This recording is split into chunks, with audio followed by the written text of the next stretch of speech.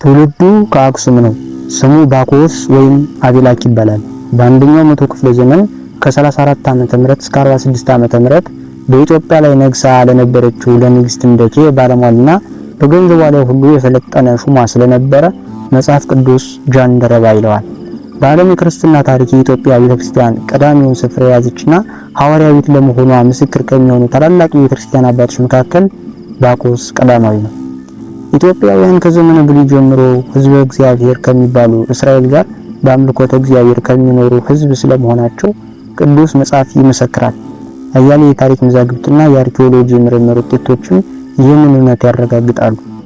እኛም የዚህ የቅዱሳን ታሪክ አምድ ጌታችን አምላካችንና መድኃኒታችን ኢየሱስ ክርስቶስ በተራራ ላይ ያለች ከተማ ልትሰወር አይቻላትም እንዳለ በረከትና አርአያነቱ ለትውልድ ይተርፋል በማለት የኢትዮጵያዊን ጃንደረባ ታሪክ ይዘን ቀርበናል።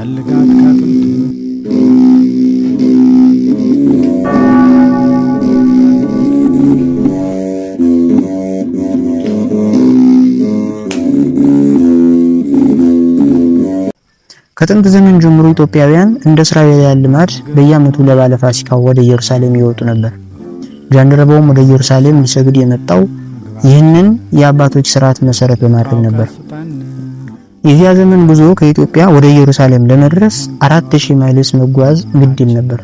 የኢትዮጵያ ንግስት የእንደኬ የገንዘቧ ሁሉ ኃላፊ በጅሮንድ የነበረ ይህ ባኮስ የፋሲካን በዓል አክብሮ ወደ ሀገሩ ሲመለስ የበረሃውን ሙቀት ሳያሳቅቀው በሰረገላው ውስጥ ነው የነብዩ ኢሳይያስን መጽሐፍ ያነብ ነበር። ይህም ኢትዮጵያውያን መቼም ቢሆን ከእግዚአብሔር መለየት የማይወዱና የነቢያትን መጻሕፍት ከሚከተሉ እንደነበሩ የሚያሳይ መጽሐፍ ቅዱሳዊ ምስክር ነው። በወቅቱ ጃንደረባው የሚያነበው የትንቢት ቃል ምስጢሩ ስለረቀቀበት የተሰወረውን መግለጥ ልማዱ የሆነው እግዚአብሔር ሐዋርያው ፊልጶስን ለጃንደረባው ላከለት። ፊልጶስም እንደ በግ ወደ መታረድ ተነዳ። የበግ ጠቦትም በሸላቶቹ ፊት ዝም እንደሚል እንዲሁ አፉን አልከፈተም።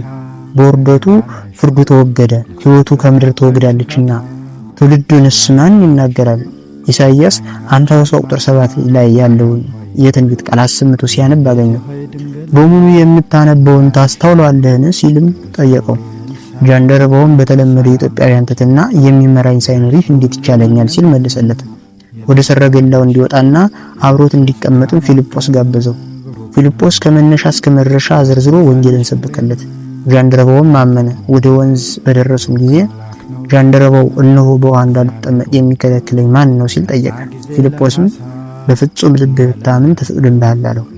በዘመኑ ለብዙዎች ለማመን ያስቸግራቸውን ንጹህ እምነት ያዘ። ኢየሱስ ክርስቶስ የእግዚአብሔር ልጅ እንደሆነ አምናለሁ ሲልም መሰከረ።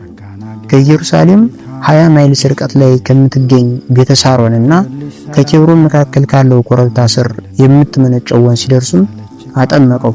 ጃንደረባው አዲስቷን ወንጌል ተቀብሎ ክርስትናን ወደ ወገኖቹ ወደ ኢትዮጵያን በ34 ዓመተ ምህረት ይዞ መጣ።